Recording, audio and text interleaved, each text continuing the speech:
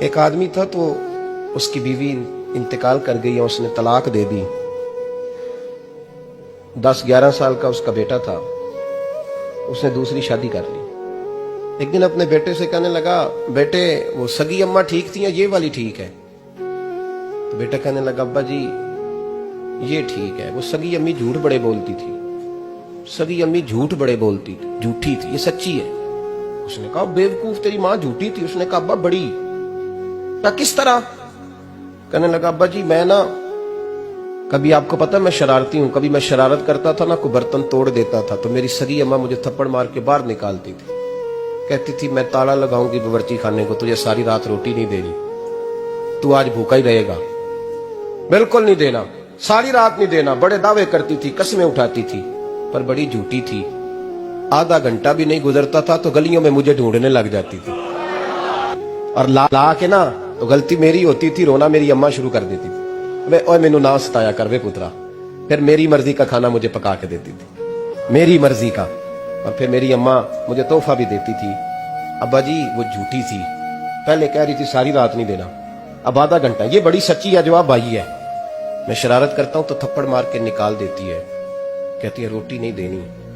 پھر میں ساری رات رو کے گزارتا ہوں پر نہیں دیتی. یہ سچی ہے, وہ جھوٹی تھی. تو ماں کے درد کو کیا سمجھے؟ بچے تو کہتے ہیں اماں نے ہمیں قید کر دیا, اماں کہتی ہے میری مرضی سے کھاؤ. اور تجھے نہیں پتا اس نے قید نہیں کیا, وہ تم سے پیار بڑا سچا کرتی ہے, اور بڑا سچا پیار کرتی ہے تیرے ساتھ, بڑا سچا. کہ میرے جیسے پیر کے ہاتھ میں 5000 روپیہ نذرانہ دو نا, پیر صاحب دعا کرنا, تو پیر صاحب نے دعا پکی یاد کی ہوئی ہے سب کے لیے, رٹی رٹائی, اللہ خیر کرے, اللہ بھلا کرے, اور سب کے لیے رٹا لگایا ہوا ہے. اور اماں کو بیٹا ویسے ہی کہہ جائے, ویسے ہی, اماں میں انٹرویو دینے جا رہا ہوں, ذرا دعا کرنا. وہ بیبیاں منگا کے دعائے تنجینہ پڑھانا شروع کر دیتی ہے, اور ساری رات مسلے پہ بیٹھی. اس درد کو سمجھنا. اور بھائی بڑا ویل ڈریس بیٹا ہوتا ہے, ویل ڈریس نوجوان, وہ 18,000 کا جوڑا پہنتا ہے, 7,000 کا جوتا خریدتا ہے, وہ قیمتی قسم کی گھڑی استعمال کرتا ہے. لیکن اسی بچے کے جب اپنے بچے ہوتے ہیں نا, تو بیوی کو کہتا ہے یہ لے 10,000 روپیہ, بچوں کے کپڑے خرید لے, میرے صحیح ہیں, ابھی کل ہی تو خریدے تھے. اور باپ, اور تو سمجھا ہی نہیں یار, 30 سال باپ نے جوانی ساری سعودی عرب کو دے دی, لیکن تیرا خیال رکھا. تو ماں باپ کے بارے میں, اور یہاں بچے حساب کرتے پھرتے ہیں, بھائی تو پچھلے مہینے بھی 5,000 دیتا سی, تسی پیسے ادا کر دے کی ہو. ماں باپ سے حساب کرتا ہے تو. ماں اور باپ یہ تو حسن ہے زندگی کا, یہ تو وقار ہے انسان کا. جب تک ماں باپ کا ہاتھ پکڑ کے چلو گے نا, رستے سیدھے رہیں گے.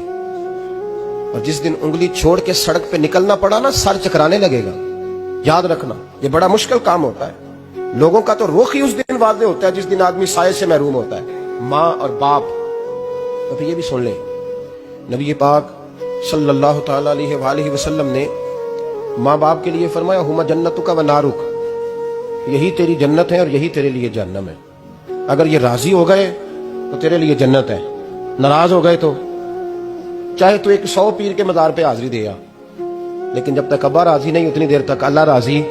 یہ حدیث پاک ہے, حضور نے فرمایا جس کے والد راضی اس کا اللہ راضی, اور جس کا باپ ناراض اس کا اللہ. ہاں بے شک, اب یہ حدیث ہے نا, تو سارے ولی ایک طرف بیٹھ جائیں, کہیں یا اللہ بخش دے مرید کو, لیکن اگر ابا کہے یا اللہ نہ معاف کرنا, تو اللہ ان اولیاء کی نہیں مانتا, والد کی مانتا ہے. اس لیے بلے شاہ آسمانی اڈ دیاں پڑھنا ہے, جیڑا گھر بیٹھا انہوں پڑھیا ہی نہیں. بھائی یاد رکھو, ماں باپ سے پیار کرو, ان کی خدمت کرو, ان کے پاس بیٹھا کرو, اور ماں باپ کو ٹائم دیں, وقت دیں, چند گھڑیاں ان کے پاس بیٹھیں. اب یقین کریں ابا جی سے آپ مشورہ کر لیں, صرف مشورہ, مرضی بے شک اپنی کریں, لیکن اس مشورے میں آپ کو اتنا سایہ ملے گا کہ زندگی میں کبھی ناکامی نہیں ہوگی. تو پھٹے پہ جو نلائق ہماری طرح کا بیٹھا ہے اس سے مشورہ لینا ہے, والد سے نہیں لینا.